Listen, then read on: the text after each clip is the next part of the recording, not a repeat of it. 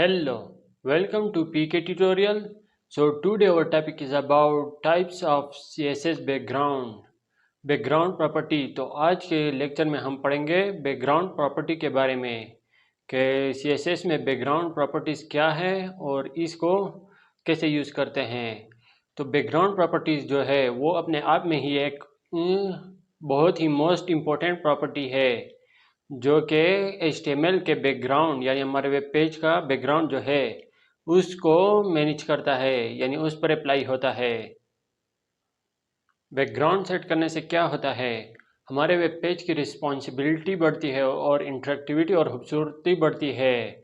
तो आइए शुरू करते हैं और पढ़ते हैं इसके बारे में। तो शुरू करने से पहले कुछ एग्जांपल मैं आपको दिखा देता हूँ यहाँ पे।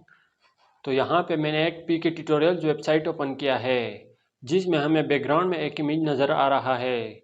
ये जो इमेज है इसको हम यहाँ पे कैसे सेट कर सकते हैं, तो आज के लेक्चर में हम ये देखेंगे। यहाँ पे मैंने एक और वेबसाइट ओपन किया है ज़ल्मीटेक का, इसमें ये इमेज लगाया और यहाँ पे कुछ टेक्स्ट है। तो इसको हम कैसे कर सकते हैं। इसी तरह की और इमेज है, ये देखिए यहाँ पे एक साइड पे टेक्स्ट शो हो रहा है और दूसरी साइड पे एक इमेज नज़र आ रहा है। तो इसको हम कैसे इंसर्ट कर सकते हैं, यानी हम अपने वेब पेज में अपनी मर्ज़ी से कोई इमेज कैसे इंसर्ट कर सकते हैं। तो आज के लेक्चर में हम ये देखेंगे। तो सबसे पहले बैकग्राउंड के प्रॉपर्टीज़ को समझते हैं। CSS में बैकग्राउंड प्रॉपर्टीज़ का यूज़ बैकग्राउंड को सेट करने के लिए किया जाता है। नॉर्मली बैकग्राउंड बॉडी एलिमेंट में डिफ़ाइन किया जाता है जो हमारे पूरे वेब पेज पर अप्लाई हो जाता है। अगर हम चाहें तो किसी पर्टिकुलर एलिमेंट के लिए, जैसे कि हेडिंग हो गया, पैराग्राफ हो गया, डिवीज़न हो गया, आर्टिकल वगैरह हो गए, इनके लिए भी हम बैकग्राउंड सेट कर सकते हैं। तो बैकग्राउंड को सेट करने के लिए कुछ प्रॉपर्टीज़ है जो कि हम देखते हैं। बैकग्राउंड कलर को, जो कि हमने पिछले लेक्चर में इसको किया था, आप उस लेक्चर को देख सकते हैं। तो आज के लेक्चर में हम देखेंगे बैकग्राउंड इमेज है, बैकग्राउंड पोजीशन है, बैकग्राउंड रिपीट है, बैकग्राउंड साइज़ है और इसी तरह बैकग्राउंड ओरिजिन है। इस तरह ये कुछ और भी है, बैकग्राउंड क्लिप है, अटैचमेंट है। तो आज के लेक्चर में हम ये 3-4 करेंगे। इमेज को करेंगे, पोजीशन को भी करेंगे उसके, और उसको साथ हम रिपीट और साइज़ को भी कर लेंगे। और आगे भी हम इसके 1-2 और लेक्चर भी बना देंगे। तो आइए इसको देखते हैं प्रैक्टिकली कि ये कैसे होता है। तो यहाँ पे मैंने एक HTML डॉक्यूमेंट ओपन किया है और यहाँ पे ये मैंने एक CSS का फ़ोल्डर बना दिया जो कि मेरे पास यहाँ पे है। ये मेरे HTML के फाइल हो गए और इसके साथ मैंने एक CSS का फ़ोल्डर बना दिया। जो भी मेरा फाइल होगा मैं वो यहाँ पे रखूँगा। तो यहाँ पे मैं एक न्यू फाइल बनाता हूँ CSS का और उसको मैं फॉर एग्ज़ाम्पल नाम दे देता हूँ background.css दे दिया। तो इसको सेव करते हैं और ये मेरा background.css ओपन हो गया।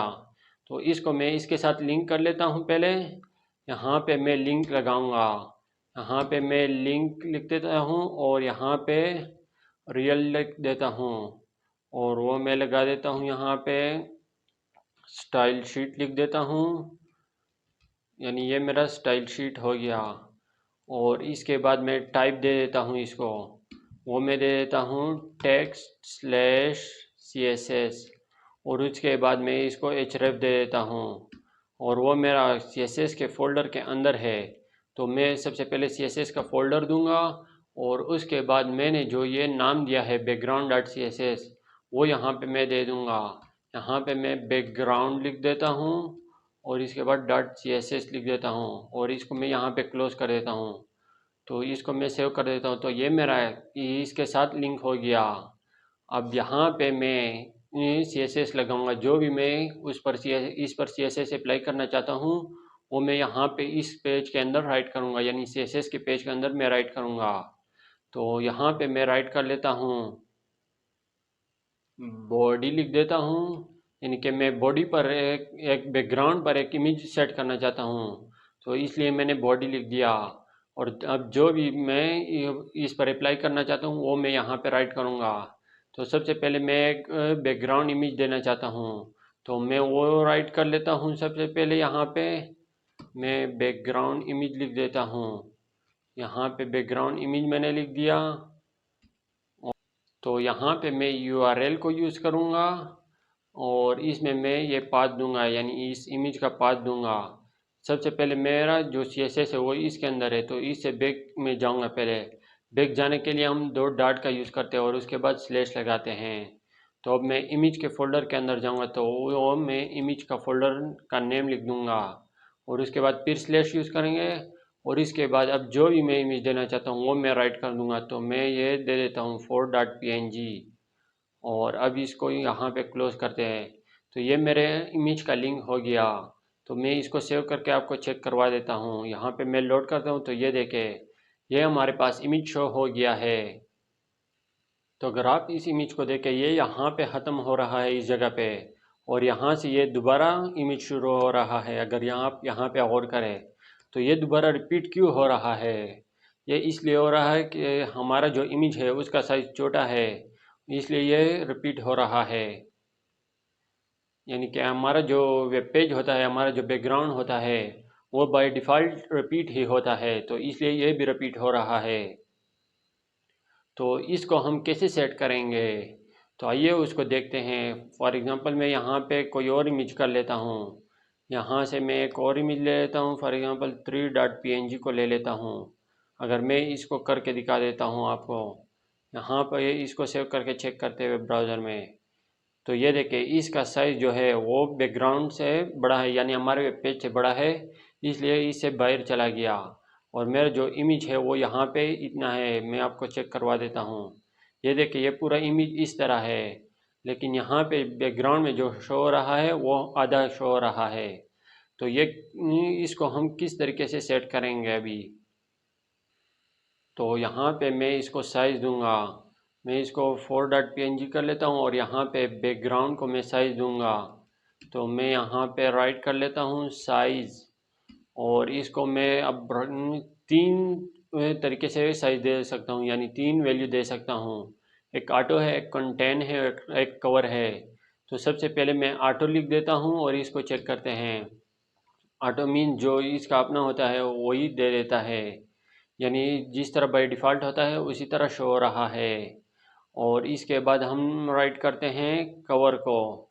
मैं यहाँ पे कवर लिख देता हूँ और अब इसको सेव करके चेक करते हैं यहाँ पे। तो मैं इसको लोड करता हूँ तो ये देखिए इसने पूरे बैकग्राउंड को कवर कर लिया, यानी जो हम भी हमारा बैकग्राउंड होगा ये उसको कवर कर लेगा। तो अब कंटेंट को चेक करते हैं कि वो क्या काम करता है। तो यहाँ पे मैं कंटेंट लिख देता हूँ, यहाँ पे मैं कंटेंट लिख देता हूँ और इसको सेव करके चेक करते हैं। यहाँ पे मैं लोड करता हूँ तो ये देखिए ये आपको छोटे छोटे डॉट में एक एक इमेज शो हो रहा है, यानी हमारा जो इमेज है वो इतने ज़्यादा शो हो गया।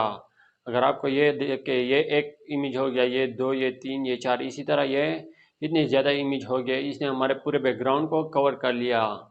इस चीज़ को हम आगे जाके चेक करेंगे जब हम टेक्स्ट को राइट करेंगे, पैराग्राफ वगैरह को राइट करेंगे, तब इसको हम डिटेल्स में देखेंगे। तो हम यहाँ पे ये इस कंटेंट की जगह पे साइज़ भी लिख सकते हैं। फॉर एग्ज़ाम्पल मैं इसको 500 पिक्सल दे देता हूँ, ये इसकी हाइट हो गई। अगर मैं यहाँ पे लोड करूँ तो ये देखे मैं इसको विड्थ और हाइट दोनों दे देता हूँ। 500 पिक्सल मैंने दोनों दे दिए है और इसको लोड करता हूँ तो ये देखे, लेकिन ये फिर भी रिपीट हो रहा है। इसका साइज़ तो आ गया लेकिन ये रिपीट हो रहा है। तो अभी इसको हम यहाँ पे बैकग्राउंड रिपीट की प्रॉपर्टी को यूज़ करेंगे। तो मैं यहाँ पे राइट कर लेता हूँ, बैकग्राउंड रिपीट लिख देता हूँ और अब यहाँ पे इसको हम ये 5-6 तरीके हैं इसके वैल्यू है जो है ये हम यूज़ कर सकते हैं। हम एक बारी बारी एक को यूज़ करेंगे। तो सबसे पहले मैं नो रिपीट को कर लेता हूँ, यहाँ पे मैं राइट कर लेता हूँ और इसको अब सेव करके चेक करते हुए ब्राउज़र में यहाँ पे मैं लोड करता हूँ तो ये देखिए ये हमारे पास एक ही इमेज शो हो गया है। तो जब हम इसको नो रिपीट को यूज़ करेंगे तो ये हमारे पास यहाँ पे सिर्फ एक ही इमेज शो होगा, वो बार बार इसकी रिपीटिशन ख़त्म हो जाएगी। तो अभी यहाँ पे दूसरी वैल्यू इसको मैं यूज़ करता हूँ, नो रिपीट को हटा लेता हूँ और अब मैं यहाँ पे राइट कर लेता हूँ इसको रिपीट एक्स कर लेता हूँ। यहाँ पे मैंने रिपीट एक्स कर लिया और इसको अब सेव करके चेक करते हैं। तो ये मैंने लोड किया तो ये देखे ये एक्स एक्सिस लोड रिपीट हो रहा है। और अगर मैं यहाँ पे वाई कर दूँ, यहाँ पे मैं एक्स की जगह पे वाई कर दूँ और इसको अब सेव करके चेक करते हैं। इसको मैं लोड करता हूँ तो ये देखे ये वाई एक्सिस रिपीट हो रहा है। तो इस तरह से हम एक्स एक्सिस और वाई एक्सिस को यूज़ कर सकते हैं। मैं इसको हटा देता हूँ। यहाँ पे मैं इसकी दूसरी जो वैल्यू है उसको राइट कर लेता हूँ। यहाँ पे मैं राउंड को राइट कर देता हूँ और अब इसको सेव करके चेक करते हुए ब्राउज़र में मैं यहाँ पे लोड करता हूँ तो ये देखिए ये हमारे पास इमेज तो शो हो रहा है, लेकिन ये कुछ दूसरे तरीके से शो हो रहा है। यह हमारे पास यहाँ से लेकर यहाँ तक एक इमेज है और फिर यहाँ तक दूसरी इमेज है, यहाँ तक तीसरी इमेज है। ये आगे और भी इसी तरह रिपीट होते जा रहे हैं, लेकिन ये इस तरह इसकी जो हाइट है वो कम हो चुकी है। तो इसको हम आगे जाके इसको डिटेल में पढ़ेंगे। जब हम इस पर ये पैराग्राफ वगैरह राइट करेंगे तब ये हमारे काम आएगा। और इसी तरह मैं यहाँ पे दूसरा राइट कर लेता हूँ, राउंड को हटा देता हूँ। यहाँ पे मैं स्पेस को राइट कर देता हूँ और अब इसको सेव करके चेक करते हुए ब्राउज़र में मैं यहाँ पे लोड करता हूँ तो ये देखें इन दोनों के दरमियान में स्पेस आ गया, यानी इन दोनों के दरमियान में फासला आ चुका है। तो इसको भी हम आगे जाके देखेंगे। जब हम पैराग्राफ वगैरह को राइट करेंगे तब ये हमारे बहुत काम आएगा। तो अब यहाँ पे मैं दूसरे वैल्यू राइट कर लेता हूँ जो इसकी बाय डिफ़ॉल्ट होती है रिपीट। इसको अगर राइट करें या ना करें ये इसी तरह बाय डिफ़ॉल्ट रिपीट ही होता है। तो अब अगर मुझे यहाँ पे एक से ज़्यादा इमेजेस चाहिए होते हैं तो उसके लिए हम क्या करेंगे। मैं इसको हटा देता हूँ, यानी हमारे मुझे यहाँ पे सिर्फ एक इमेज चाहिए। तो वो एक इमेज जो है उसके साथ मुझे यहाँ पे दूसरा इमेज चाहिए। तो उसके लिए हम क्या करेंगे, तो उसके लिए हम यहाँ पे राइट करेंगे। मैं इसको हटा देता हूँ और ये हमारा यूआरएल है, इस ये यहाँ पे ख़त्म होता है। यहाँ पे मैं कॉमा लगाऊंगा और इससे आगे मैं दोबारा यूआरएल राइट करूँगा और यहाँ पे मैं दूसरा यूआरएल दूंगा। मैं इसको नीचे कर लेता हूँ ताकि आपको सही वाज़ेह समझ में आए। और यहाँ पे मैं राइट करूँगा, ये मैं यही पाथ दूंगा और इसके अंदर फिर मैं कोई और इमेज दे देता हूँ। फॉर एग्ज़ाम्पल मैं यहाँ से टू डॉट पी दे देता हूँ। तो मैं यहाँ पे 4 की जगह पे 2 कर देता हूँ और अभी इसको सेव करके ब्राउज़र में चेक करते हैं। मैं यहाँ पे लोड करता हूँ तो ये देखें ये तो हमारे पास शो नहीं हो रहा, वही एक इमेज शो हो रहा है। तो मैं यहाँ पे राइट करूँगा। मैं सबसे पहले एक और इमेज भी डाल देता हूँ ताकि फिर आपको सही समझा सकूँ। यहाँ पे मैं नीचे इसको कॉपी पेस्ट कर लेता हूँ और एक और इमेज डाल देता हूँ। फॉर एग्ज़ाम्पल ये डाल देता हूँ। मैं यहाँ पे इसको कॉपी कर लेता हूँ, यहाँ पे जाके मैं पेस्ट करता हूँ। तो ये मैंने 3 इमेज डाल लिए है। तो मैं यहाँ पे बैकग्राउंड रिपीट को दोबारा से यूज़ कर लेता हूँ और यहाँ पे मैं नो रिपीट दे देता हूँ और इसको मैं आगे कॉमा लगा के दोबारा से नो रिपीट कर लेता हूँ और फिर कॉमा लगा के दोबारा से नो रिपीट लगा देता हूँ। तो ये मैंने 3 बार नो रिपीट लगा दिया और इसको सेव करके चेक करते हैं। ये मेरे पास आ गया एक इमेज और ये दूसरा इमेज आ गया, पर इसका साइज़ जो है वो सेट नहीं है। मैं यहाँ पे बैकग्राउंड साइज़ को राइट कर लेता हूँ। बैकग्राउंड साइज़ मैंने राइट कर दिया और इसको